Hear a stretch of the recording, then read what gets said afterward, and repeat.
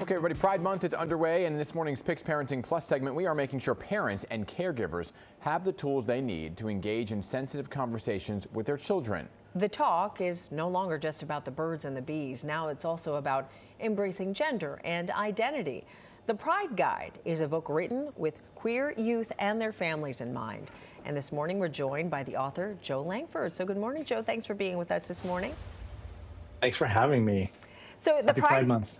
Oh, yes. Happy Pride Month to you. So the Pride Guide provides parents with some of the best practices on dealing with LGBTQ plus youth.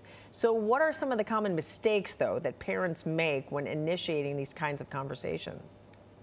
Well, I mean, there's a ton of unique dynamics in parenting an LGBTQ child. It can be a really unique task, but a huge gift for parents to deal with their sometimes negative reactions, walking back mistakes that they've done in the past, giving their kids new information and a roadmap and having to look at the world in a way that they never really probably planned on doing. But even the most well-intentioned parents can alienate kids if they haven't done that pre-work to make sure that their kids know that their parents and their home is safe and affirming and supportive.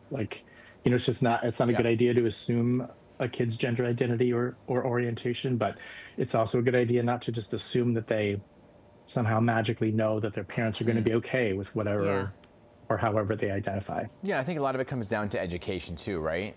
And for those who I guess are not sure, can you define some of the current gender identity terms for that people use nowadays? Sure. I mean, there's so many of them. Queer is the big umbrella term for just anyone who's not straight or not cisgender. Asexual means that they're not generally attracted to many people, if anybody at all. Demisexual means they can be attracted to people only if they've formed a really solid emotional connection first. It goes through that emotional door before the physical door. Pansexual is under the bigger umbrella of bisexual, and basically the difference I think is that bisexuals could be attracted to other genders, but the gender is important to them, whereas pansexuals are attracted to people, and however they identify is kind of secondary to them. Yeah, I mean, we're here so much more now than ever about talking about pronouns, but why are there so many different pronouns and gender identities to consider? I think there's just more information out there. We've got a much more nuanced understanding of sexuality and expression than just straight or gay from the 80s, right? Yeah. Technology has always kind of helped push the acceptance of marginalized populations. In the 60s, television helped move forward human rights. In the 90s, it was about gay rights, and the internet really helped with that. And today, it's social media is kind of the primary awareness tool around sex and gender diversity.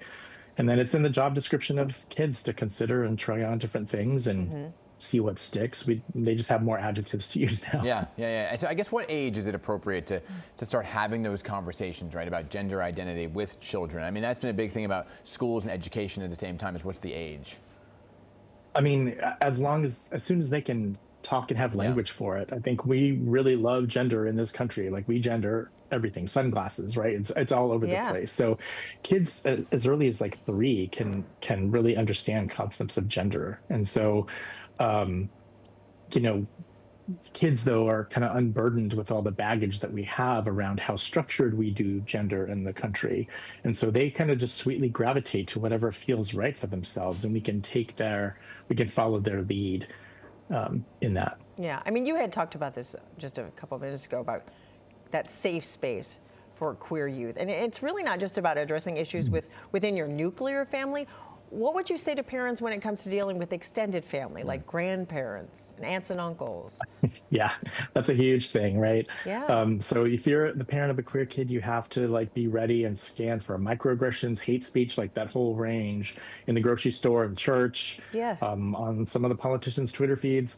And so one of the biggest hurdles is that extended family. A lot of us still have parents who are alive and kicking and saying awkward things in the car or at Thanksgiving, and parents really just have to be like that translator and sometimes that shield between our kids and the previous generation, both learning from our kids about this new thing, but then also teaching the generation that came before us about it as well, trying to get everybody on board. It Yeah. can be a challenge. Yeah, well, certainly, right? Some people are stuck in their ways.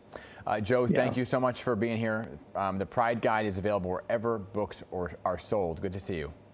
Thank you for having me. Thank you.